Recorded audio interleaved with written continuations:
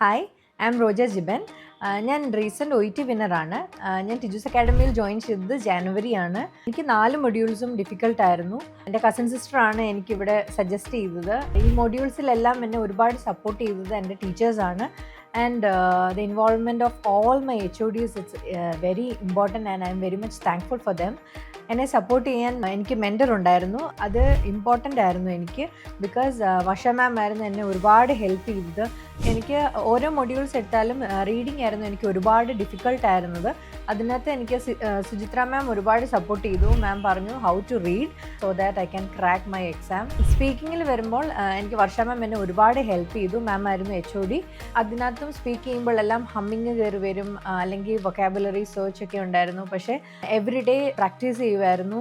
മാം ഒരുപാട് സപ്പോർട്ടീവ് ആയിരുന്നു. റൈറ്റിങ്ങിന് എന്നെ ഒരുപാട് ഹെൽപ്പ് ചെയ്തത് ഐശ്വര്യ മാം ആയിരുന്നു, രാധാകൃഷ്ണൻ സാർ, രജിഷ മാം, എല്ലാവരുടെയും ഒരുപാട് ഗൈഡൻസും ഒരുപാട് അവരുടെ ടൈം എനിക്ക് ഒരുപാട് തന്നു. ലിസണിങ്ങിന് എന്നെ രേഷ്മ മാം ഒരുപാട് ഹെൽപ്പ് ചെയ്തു. എങ്ങനെ കേൾക്കണം, നമ്മൾ എന്തൊക്കെ പ്രെഡിക്റ്റ് ചെയ്ത ആൻസേഴ്സ് വരാം, അതൊക്കെ എനിക്ക് പറഞ്ഞു തന്നു. 4 മൊഡ്യൂൾസും എനിക്ക് ഈസി ആയിട്ട് ക്രാക്ക് ചെയ്യാൻ ഈ ഫാക്കൽറ്റി ഓരോ HODസും എന്നെ ഹെൽപ്പ് ചെയ്തു. അതെന്നെ ഒരുപാട് ഇൻഫ്ലുവൻസും ചെയ്തു. മോറോവർ ടു ദാറ്റ് ടിജൂസിൽ ഒരുപാട് അധികം ആക്ടിവിറ്റീസ് ഉണ്ട്. അതൊരു നമ്മളുടെ മെൻ്റൽ ഹെൽത്തിനെ ഒരുപാട് അഫക്റ്റ് ചെയ്യും.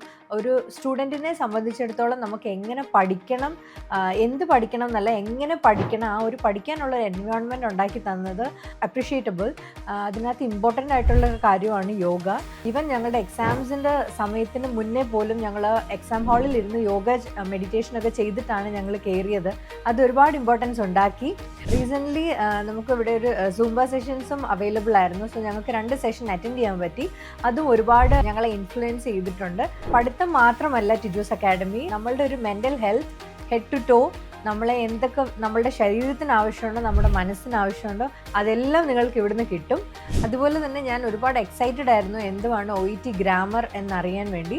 അതിനായിട്ട് എന്നെ ഒരുപാട് ഹെൽപ്പ് ചെയ്തു ദീപ്തി മാമിൻ്റെ class. I must say, exam ഹാളിൽ നിന്ന് ഇറങ്ങിയപ്പോഴാണ് എക്സാക്ട്ലി മനസ്സിലായത് എന്താണ് മാം OET ഗ്രാമർ കൊണ്ട് ഉദ്ദേശിച്ചതെന്ന്. ഈവൻ നമുക്ക് ആ ക്വസ്റ്റ്യൻ വായിക്കുമ്പോഴേ നമ്മൾ പ്രിപ്പയർ ആവും, എന്തൊക്കെ അതിനകത്ത് എഴുതണം, ആ ലെറ്ററിൽ എന്തൊക്കെ കൊണ്ടുവരണം. മാമിൻ്റെ അത്രയും സിമ്പിളായിട്ടുള്ള എക്സ്പ്ലനേഷൻസ് ഒരുപാട് ഞങ്ങളെ ഹെൽപ്പ് ചെയ്തു.